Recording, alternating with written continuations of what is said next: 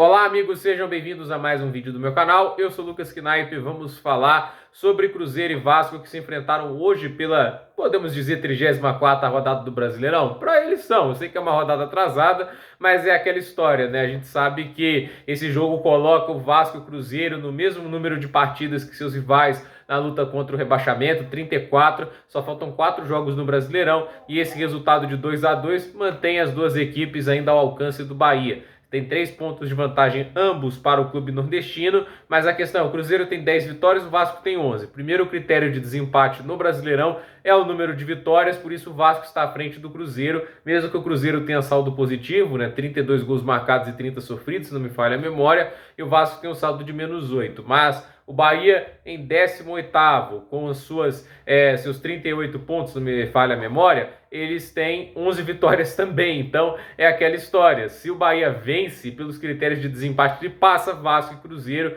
por isso é um resultado que não agrada nenhuma das duas equipes. Não acho que vai ser encarado também como um luto, mas a questão é que, talvez para o Cruzeiro, porque o Wesley perdeu um gol sem goleiro, faltando pouquíssimo tempo para o fim do jogo, mas a questão é que ambas as equipes perderam uma oportunidade de fazer algo um pouco maior, né? Porque enfrentando um time que briga diretamente lá embaixo, esses são os pontos que podem te garantir na primeira divisão ou não. Eu acho que assim, um Vasco que até os 70 minutos de jogo foi muito fraco, né? Teve o gol do Pumita, que é o tipo de gol que não acontece toda hora, um chute com pouco ângulo, muito bem executado, e assim, aquele golaço assim, que obviamente conta muito para a partida, é um gol, mas o Vasco, tirando isso, não fez nada no primeiro tempo, jogou mal, e eu acho que o Cruzeiro foi bem superior, se defendeu muito bem. É um time que se defende bem, o Cruzeiro, não à toa sofreu apenas 30 gols, mas é aquilo, né? Foi crescendo pouco a pouco na partida, conseguiu um empate, teve o pênalti, virou o jogo para 2-1 e parecia que o jogo ia seguir 2-1 pela maneira que o Vasco não conseguia criar. Durante os primeiros 25 minutos, basicamente, melhor dizendo, né? Acho que, não sei, acho que dá para dizer 25 minutos, né?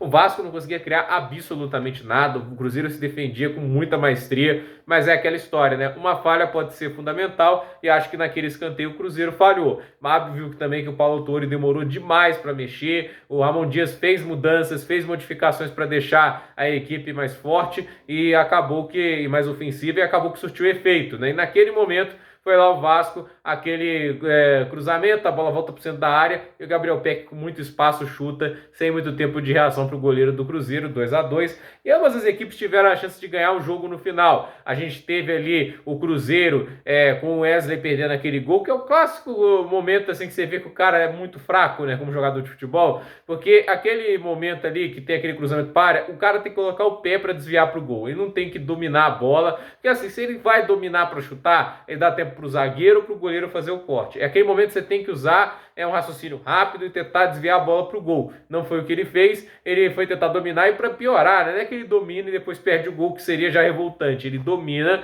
a bola bate na canela, tenta dominar, né? Não dá para dizer que ele dominou, bate na canela e vai para fora. Então assim, terrível, né? Aquilo ali é o tipo de lance que você não pode desperdiçar, ainda mais na situação dramática das equipes. E o Vasco tem o gol anulado, né? Por alguns centímetros ali, o Gabriel Peck estava fora de condições e acabou ali que o Vasco, naquele terceiro gol marcado, acabou perdendo esses 2 pontos, e porque o gol foi anulado corretamente. Mas aí fiquei negócio, né? Um pouquinho ali mais recuado e o Gabriel Peck teria marcado o gol da vitória. O Vegete marcou, na verdade, né? Mas ele estaria em condição legal e o Vasco teria marcado o gol da vitória. Mas é aquilo, né? Acho que são times que acabam sendo afetados pelo peso nas costas de estarem pressionados pela luta contra o rebaixamento. E esse ponto no final ajuda o time a se aproximar dos times à frente ali, né? Porque ambos os times ficam mais próximos do Internacional com 43, o Santos com 42, o Corinthians, etc. Mas é aquela história também. Mais 3 pontos nessa partida, um time iria para 45, viria um rival direto mais atrás na tabela, o que é positivo, e assim, com 43, o Vasco iria para 13º, eu não sei se o Cruzeiro iria pelos critérios de desempate, pelo número de vitórias, mas estaria empatado com o Internacional, que seria uma situação bem mais confortável. Então, a ver o que vai acontecer nas próximas rodadas para as duas equipes, mas é um jogo, a meu ver, que sai com um gosto muito amargo pro Cruzeiro, pro gol que o Wesley perdeu, e um Vasco que, sinceramente, demorou muito para jogar um futebol muito competitivo, só mais pro final da partida. É aquele time que tem sido uma grande montanha-russa, ou joga muito bem, ou acaba deixando a desejar, né? Então, a ver o que vai acontecer nessas 4 rodadas que faltam. Faltam 12 pontos a serem disputados. cada vitória pode ser aí a diferença do time ser rebaixado ou se manter na primeira divisão. Então, gente, por esse vídeo é isso. Tudo nos comentários, deixe seu like, se inscreva no canal, compartilhe esse vídeo e até o próximo vídeo.